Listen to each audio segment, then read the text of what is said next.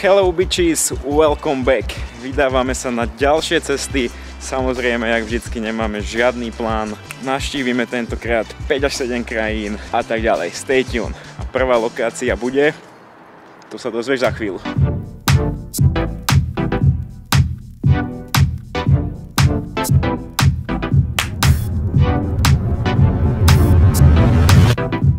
OK, po 10 hodinách sme v Miláne a ideme čeknúť mesto a hlavne ideme čo, Zuzanka, tvoja obľúbená aktivita? Poďme papať.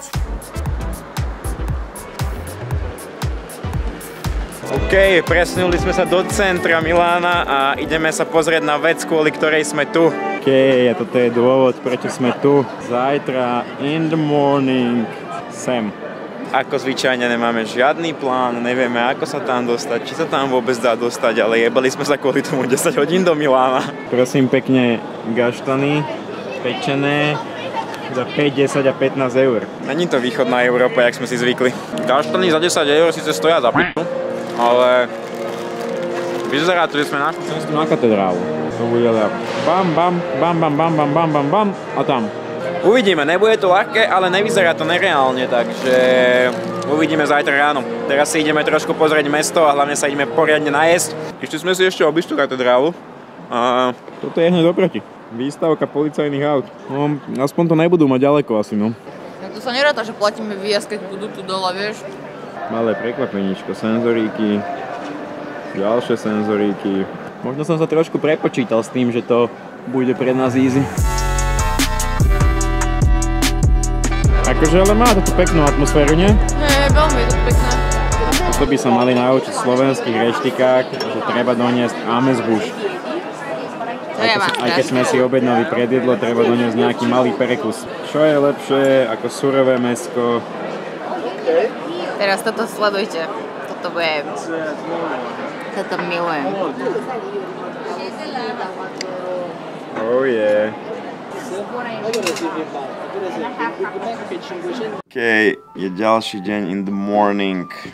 Bohužiaľ, ráno sme nikam neliezli, lebo som večer chytil tak extrémnu migrénu. Dnes pozrieme Miláno, predtým ale samozrejme rané rutiny, disciplína, aj keď si na cestách. Trošku knižočky, že slečno. Ja už možno dneska aj dočítam. A potom pôjdeme do gymu, takže stay tuned, we are back. Kráčame do gymu, lebo musíš makať, kundo, stále.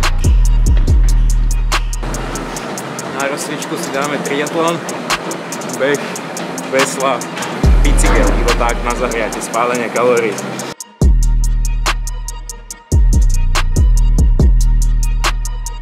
Peter vám o tom síce nepovie, ale ja ho bonznem, že on má vlastne úplne nadrbané rameno.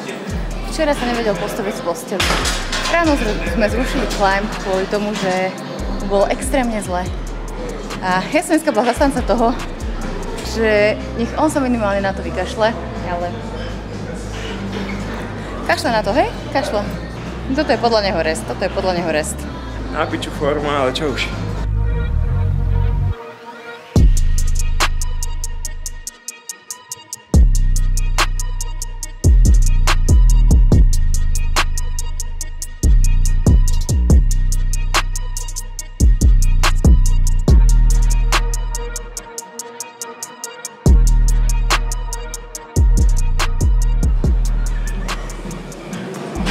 To je veľká hanba.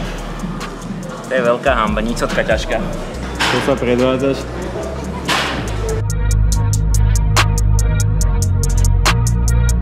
Tak ono to je strašne o mentalite. A ja ten prvý na dvoch rukách, keď som vyskočil, tak som si hneď vydrbol otlak. A nechutilo mi to. Nechcelo sa mi.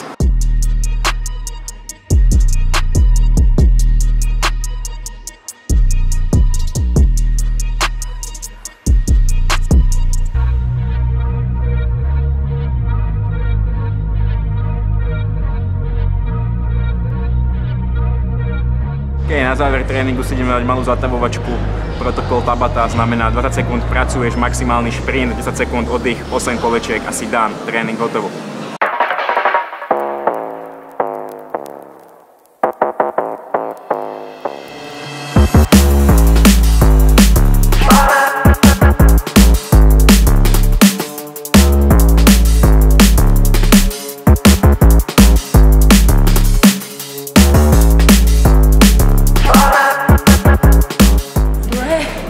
Určite na začiatku, nie na konci.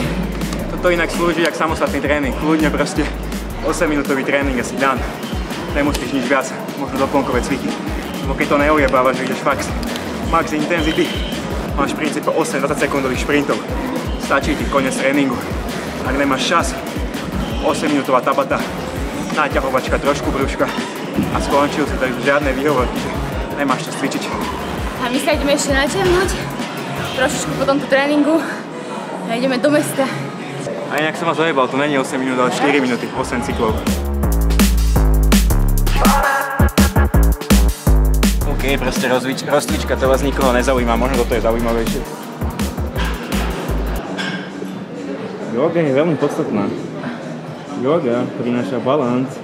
Taký malý fun fact, že od Talianov a Španielov všeobecne panuje, sú takí lenivci, že si iba užívajú život a tak ďalej, ale dneska je kokos nedela, vonku je úplne hnusne, je jeseň a 12 hodín a tu je ľudí v gyme jak najebaných. Tu je reálne, že minimálne 50 ľudí bolo v gyme, takže to je v Bratislave tak v píku možno. Hneď prvá zaujímavosť Milána sa teda nachádza pred hotelom a je to čínska štvrť. Ja osobne niečo také poznám iba z filmov, lebo je to naozaj nielen, že jedna čínska ulička s čínskymi obchodmi, ale jeden celý dištrikt veľký, asi ako staré mesto v Bratislave, alebo jeho polovica.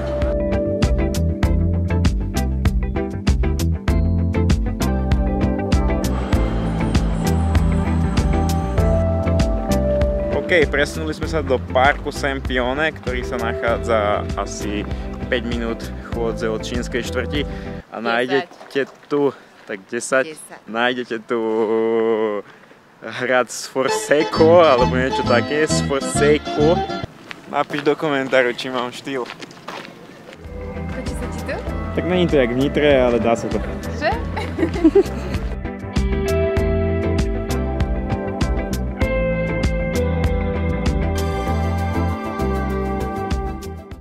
Ako spôsob dopravy po Taliansku vám odporúčam alebo skúter, alebo kolobežky. A keďže on nevie na skútri, tak ideme na kolobežka.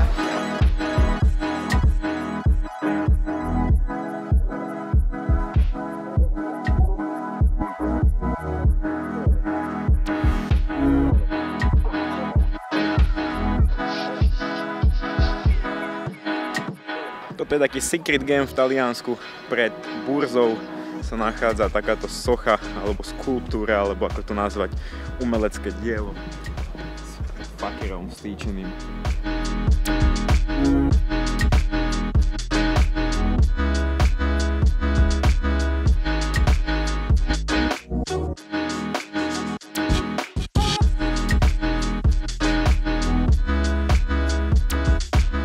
Za chrbtom máme kanál Naviglio Grande. Pozdĺž neho môžete vidieť, sa nachádzajú rôzne trhy s čačkami, pičovinami a tretkami, takže keď ste vetešník, tak tu si môžete ísť nakúpiť. Ideme nakupovať? Čo by si chcela nakupovať? No. Tretky a pičoviny. Čistá veteš.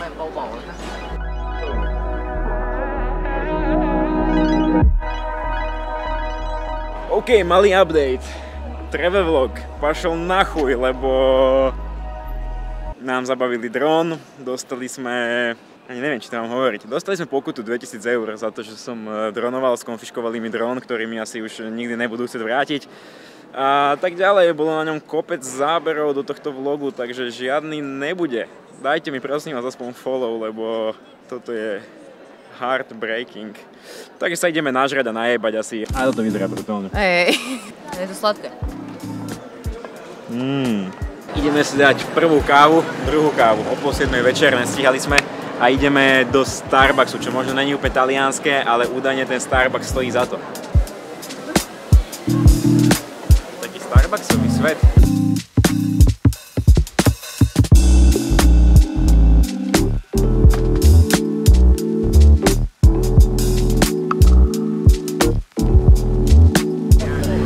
Cappuccino.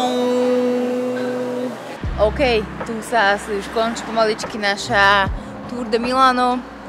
Za chvíľku nám ide električka, ktorou ideme naspäť na hotel. Zhodnotenie rýchle Milána. Bolo tu super, bolo tu pekne. Čo sa ti najviac páčilo na Miláne? Dronovanie.